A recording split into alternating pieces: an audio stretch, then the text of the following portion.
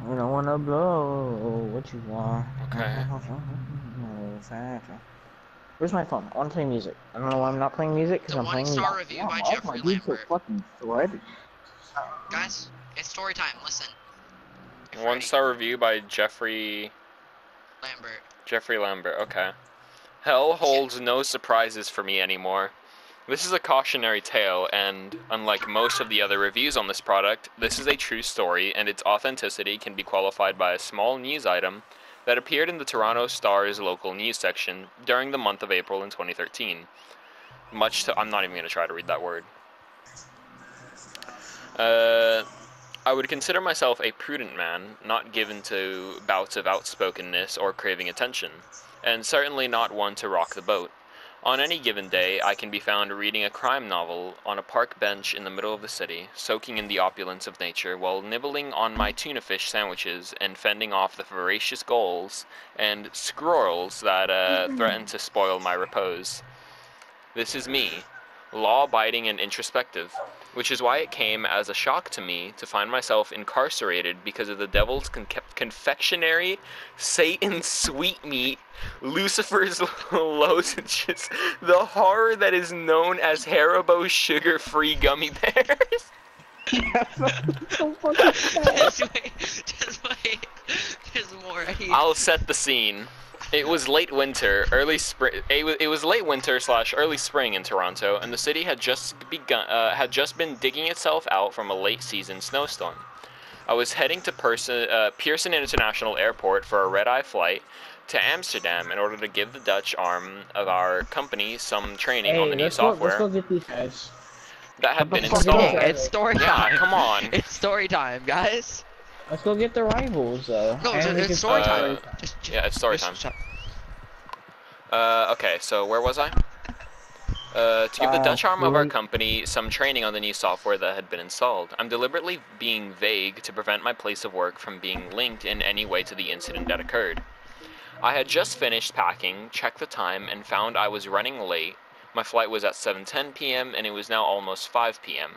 Cursing softly, I ran out to the car and threw my bags in the trunk, hitting the gas a little harder than usual in my haste to make it to the long-term parking lot as soon as possible. Luckily, traffic was light on the 401 and I made it to the airport in record time, but knew that my chances of making the flight were still at risk if I didn't use my time wisely. I hadn't eaten since lunch and I was feeling a bit hungry, my stomach rumbling loudly in protestation. I feel like that word kind of sounds wrong. Which caused me to look around at the other travelers rushing past me in the busy terminal, mortified that my bodily noises might be heard by others. I briskly checked my watch and decided that I had enough time to grab a quick snack before going through the baggage check in security. I can already see where this is going. And would get something more substantial once I was in security. I spotted a vending machine I know where this is going, nestled in a relatively low traffic corner of the terminal and rushed over, already pulling out my credit card and mentally assessing what I had a craving for so as to save time interacting with the machine.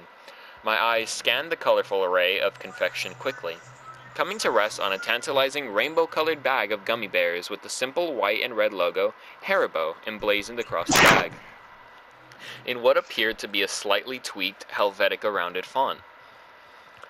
Now, I'd pause here in the story for a moment to underscore the importance of making proper choices. I was hungry. When you're hungry, you should eat food. Food is defined as a nutritious substance that people consume to maintain life. That is what food is. These days, the definition of the word food has been bastardized, and the meaning has been broadened to include varietably any material that can be digested, or rather chewed and swallowed without causing death or severe illness. Haribo sugar-free gummy bears are not food. They aren't even from this planet. I imagine their origins being conceived in a boardroom in hell by a top team of creative pain administrators, with senior-level demons rubbing their hands together in ghoulish delight as hell's chief chemist slowly lifts the veil on their new creation. The point here being, I made a very, very, very poor choice. I pushed the button, and the vending machine ejected the brightly colored bag into my awaiting hands. I had always liked gummy bears. They were bright, but rather innocuous. They weren't overly sweet so as to become cloying, and, of course, each candy came in the visage of a rather happy, docile bear, reminiscent of the picture one's mind's eye holds of all the anthropomorphic bears from Yogi to Winnie. The way I figured it, I was taking a bit of a holiday from life so I could relax. My fastidiously regimented daily schedule, a little to allow for some... I can't read, dude. After all, I was going to be in Amsterdam come morning with 16 hours to kill before I had to be training the Dutch employees. Maybe I would take a trip down to one of the coffee shops in the red light district and really let my hair down. No, I wouldn't do that. I would see that area of the city from the bus as I went to the hotel, where I would eat at the hotel restaurant and drink sparkling water. So I'd better enjoy the gummy bears, my one extravagance to commemorate my break from routine. I joined the queue in the KLM line, which was mercifully short, most likely because all of the passengers for my flight had already been checked through as the flight was scheduled to depart in an hour.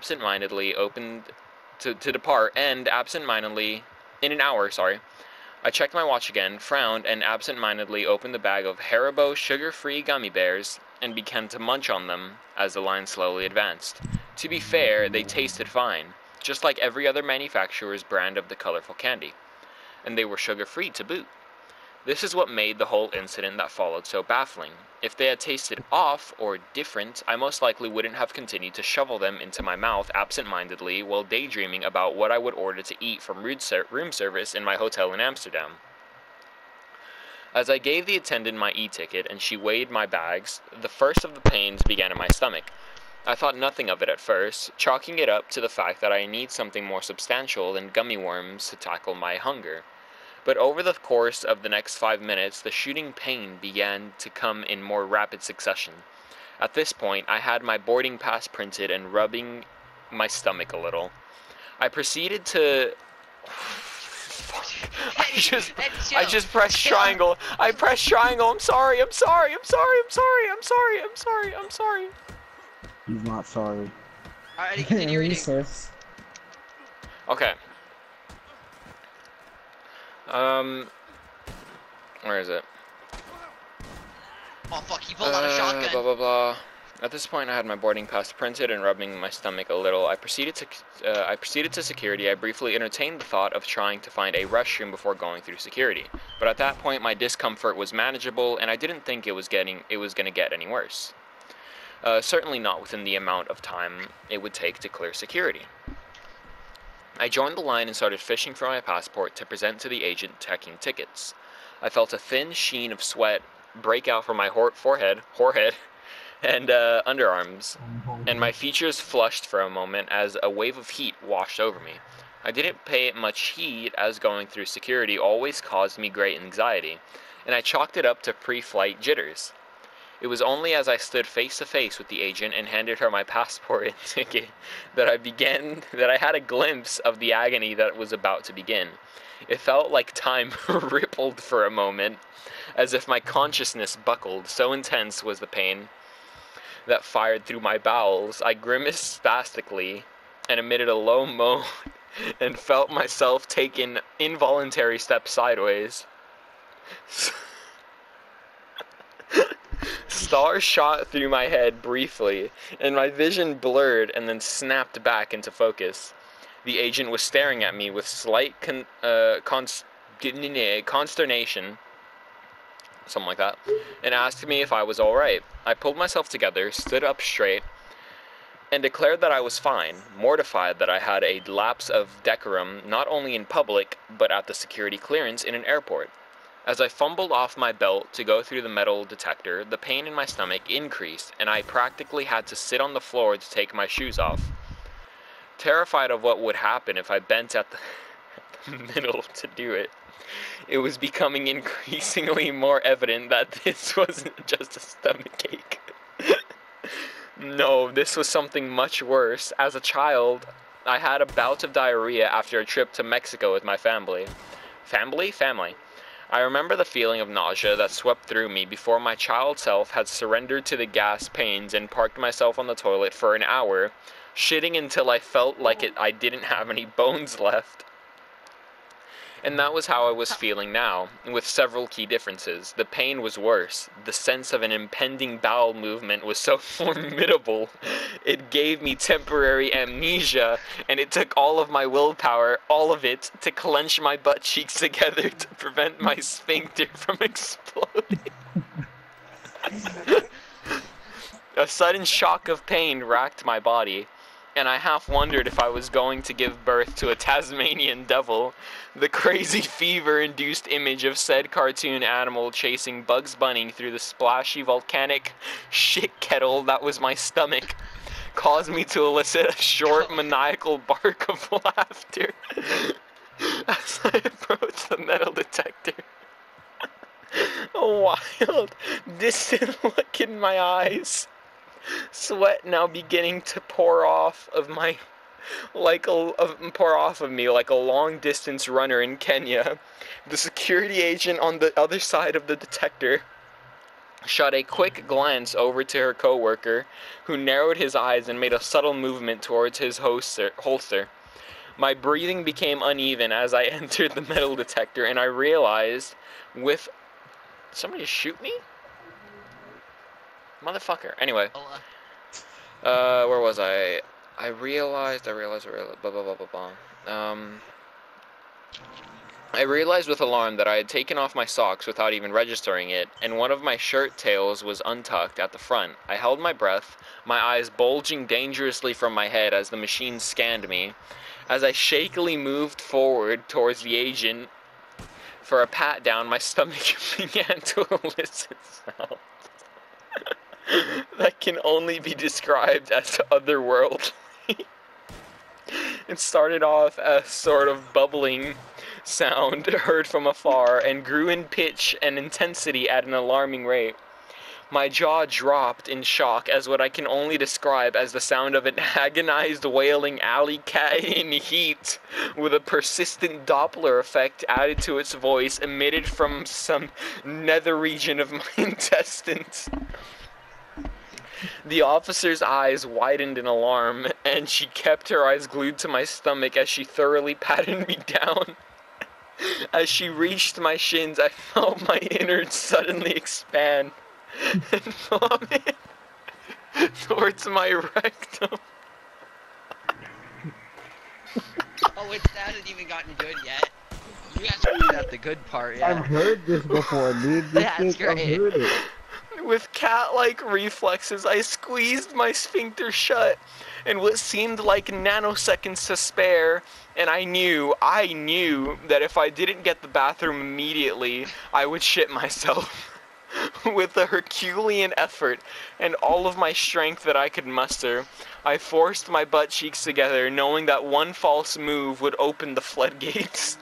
I began to walk like a duck, trying to remain as inconspicuous as possible, not even caring now what other people were seeing in front of them. A disheveled, barefoot 40-year-old businessman, red-faced and bulgy-eyed, sweating profusely, shaking slightly and walking without bending his knees. With single-minded intensity, I grabbed my carry-on, shoes and socks from out of the plastic tub that had passed the X-ray inspection. And without putting anything back on, I turned on my heels, and with the intention of finding the nearest restroom and slowly dying there, one squirt at a time. But that's not what happened. I turned to go and found myself staring at 3 armed agents who stopped me and asked if I would follow them. "What's the matter?" I stammered, wincing slightly as this act of speech seemed to strain the tenuous and extremely fragile truce I had negotiated between my bowels and the tempest that raged within. "I have to go to the bathroom right now," I pleaded. "Just follow us, please." And they said, leaving no room for argument. The other travelers, clearing the security check, stared with curiosity and revulsion at the spectacle unfolding before them, whispering amongst themselves and hurrying to pack up their belongings and get as far away from me as possible. No doubt assuming that the airport had nabbed some sort of domestic terrorist. If I hadn't been feverishly trying to hold back the eruption of Mount Vesuvius, I would have died of shame. With each step I took towards the room that they ushered me into, I felt that my legs would give way. I marveled at how strong the human will could be, marveled at what was essentially patching a hole in the Hoover Dam with bubble gum could actually be sustained indefinitely. Maybe I would make it through this ordeal after all. The room they brought me into was an examination room. I had pretty much stopped registering my details. No. Wait, where was I?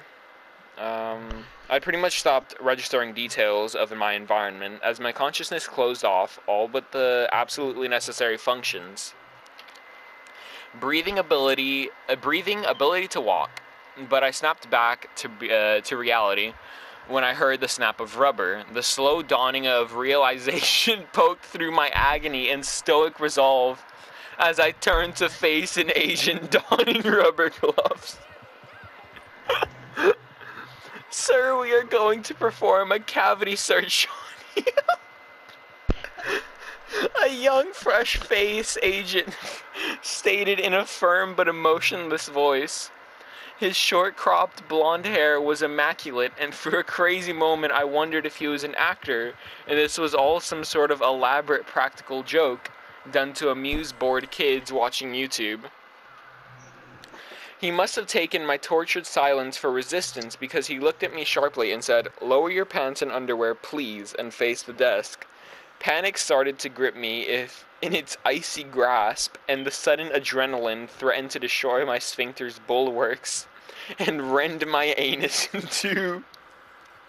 I inhaled sharply, and with a pained gasp, I doubled up my efforts to clench my cheeks together. "Sir, please," I begged, deferring to this kid in an act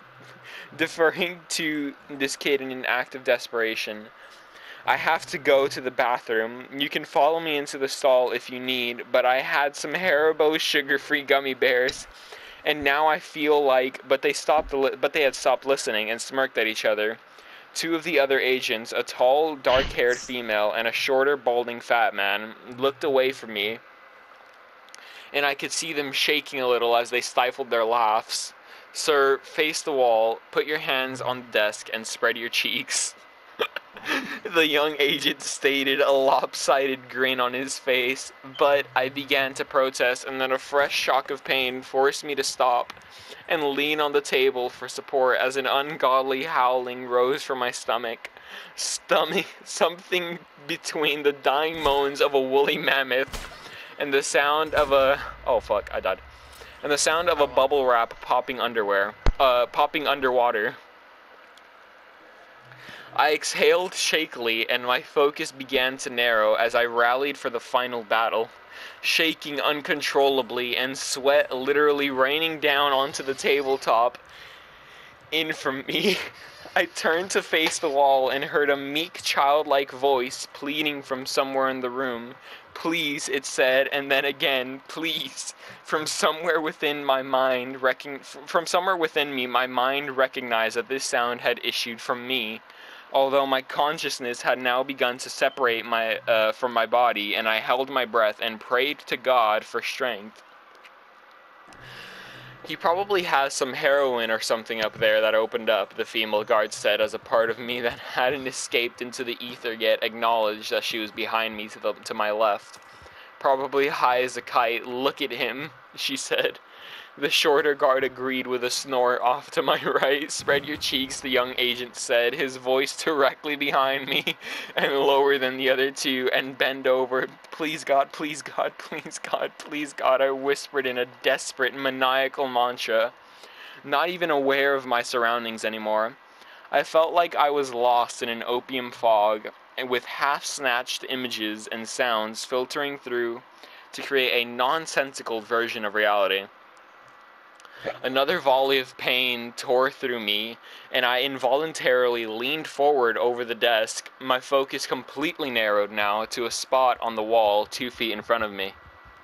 A curious imperfection in what seemed to be whitewashed stone wall.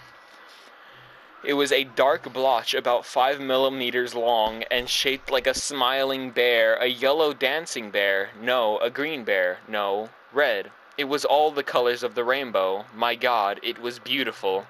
It just took something as simple as a slight breeze to trigger Armageddon. That's all. No trumpets, no fanfare, no fire raining from the heavens, no dogs and cats living together in harmony. No finger on the button, no prophet to predict it, no nothing. As I stared at the rainbow bear smiling and dancing in front of me, my mouth agape, drooling, eyes glazed and bloodshot, face coated with a sheen of sweat, I heard the softest sound, an exhalation from the young agent behind me. And then, at the same instant, the warm hair of his breath feather across my butt cheeks. For just a moment, maybe less, maybe a split second, even a nanosecond, I felt the presence of God there with me in that room, as the neurons began to misfire at a blinding rate. Nerve ending bristled and muscles twitched reflexively. I stood on the brink with one foot hovering over the edge, and then, without taking a step, I found myself plummeting, with a sound like an extra-large plastic ketchup bottle being run over by a Mack truck. My sphincter released. The pressure of the blast pushed me hard into the desk. And the legs of the desk screeched. As they scraped across the floor, my body remained rigid for a moment, and I experienced a relief that can only be described as orgasmic in its purity. My eyes rolled in the back of my head, and my tongue lolled out of my head like a half-retarded dog, and I emitted a low, sustained groan.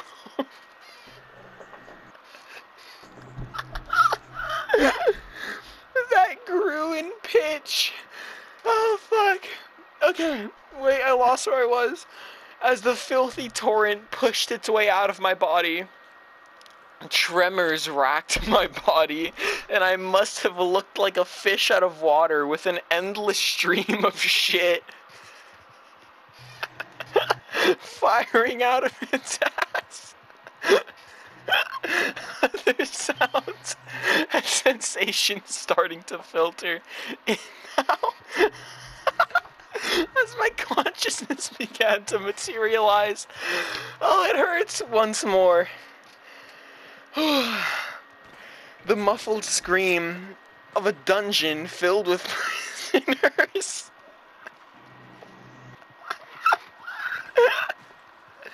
I feel lightheaded. Near death radiated from my stomach. The rushing sound of liters of liquid trying to escape through an aperture too small to accommodate it all at the same time. The omnipresent sound of chunky liquid spattering against a hard surface with great force. The high-pitched screaming of a woman's voice calling out to God. Another voice sobbing uncontrollably, imploring to make it stop.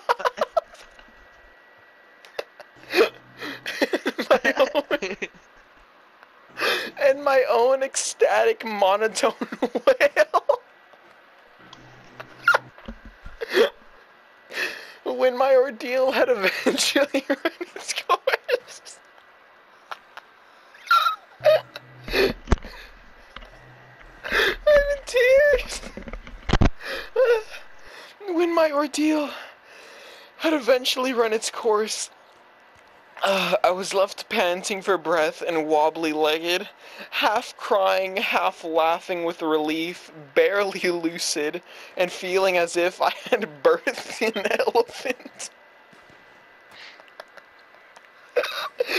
My colon felt like someone had poured chili sauce all over it and then sent in a colony of fire ants to eat it.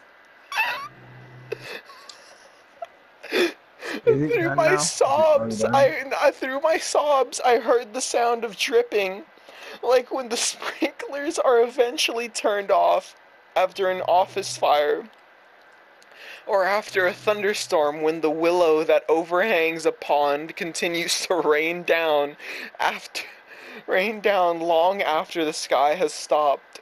From behind me, done? continued. Motherfucker. And I heard someone trying to speak into a walkie-talkie, but nonsensical words were all that the man could speak, which sounded like the ravings of a lunatic.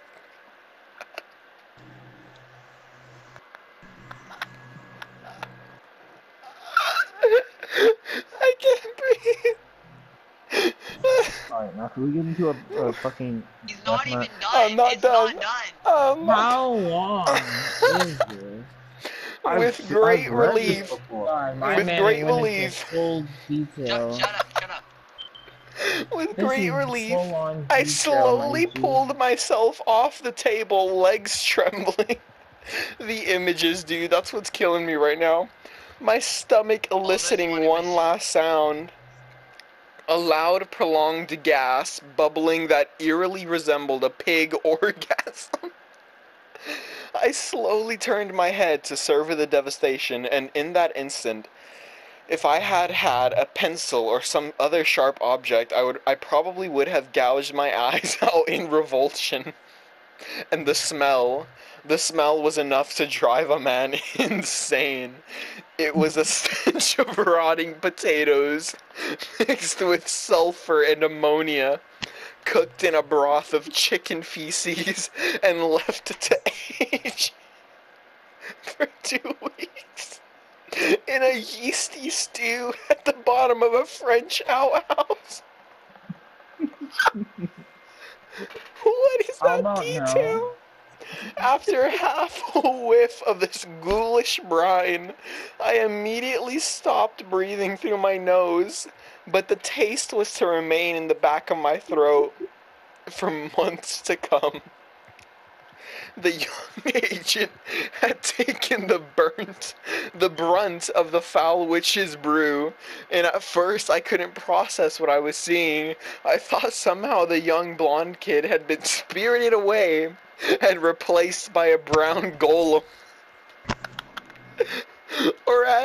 or an ATV rider that had spent the better part of a day driving through every mud puddle he could find after a torrential downpour.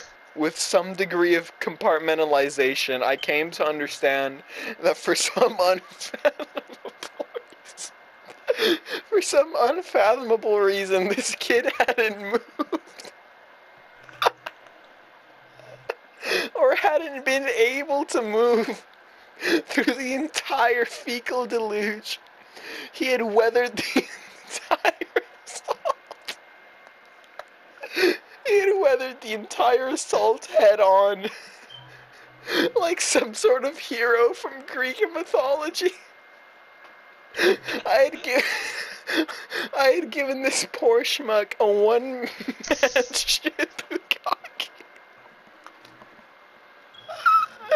I had given this poor schmuck a one-man shit bukkake that would make a Brazilian pornographer retch with disgust at the horse stable.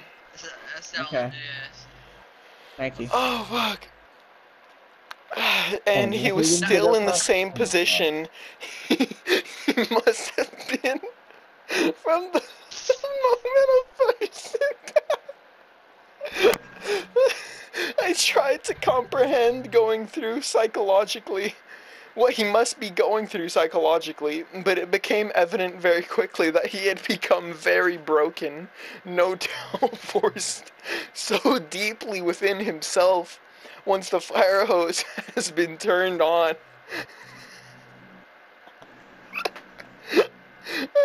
That there was little to no hope of him ever coming back from it. Certainly not without extensive psychotherapy or a lobotomy. I looked beyond this quivering, catatonic, crouched form to see a perfect outline of him cut out. To see a perfect outline of him cut out on the white wall.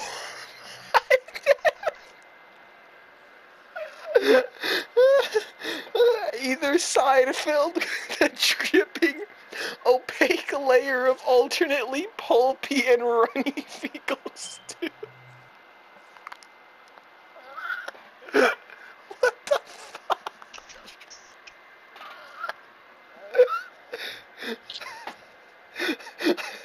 I noticed the two quivering masses at either extremes of the room and realized they were humanoid in form. Although the caterwauling that was coming from these broken creatures was just blubbering gibberish, and this was the tableau that was burnt into my mind's eye for eternity. Needless to say, I missed my flight.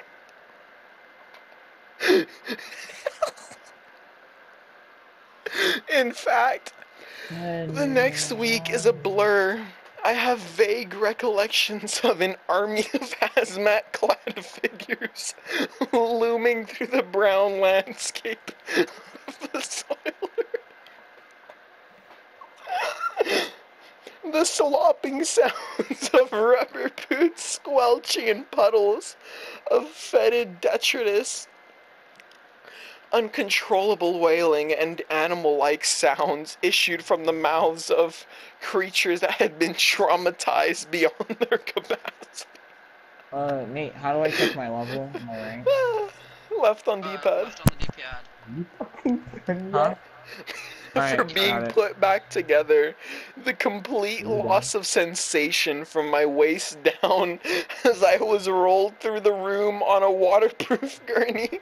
Its wheels struggling to surf on top of the shit-soaked floor. I spent a week or so in the hospital enclosed in a well-ventilated, sealed room with suited doctor coming in on the hour to monitor my vital signs. As they tried to rehydrate my body, I had apparently expelled every available drop of water from my body that was possible to sustain life without for a short period of time. Oh, we're almost done. All of my clothes were incinerated in the hospital's crematorium, and the soiled bag of Haribo sugar-free gummies was never recovered. This is my story. It is inconceivable to think that this kind of product can be sold legally and be misrepresented as food. I was lucky I survived, but as for the families of the survivors, and the survivors themselves, they will forever live with the trauma of the events that took place at Pearson International Airport on that snowy day in April 20. What the fuck? Did you just make me read, Nate?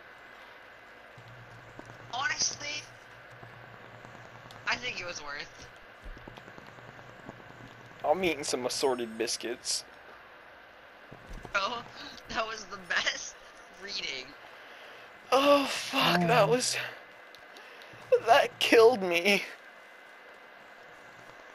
I have a headache now from laughing so much.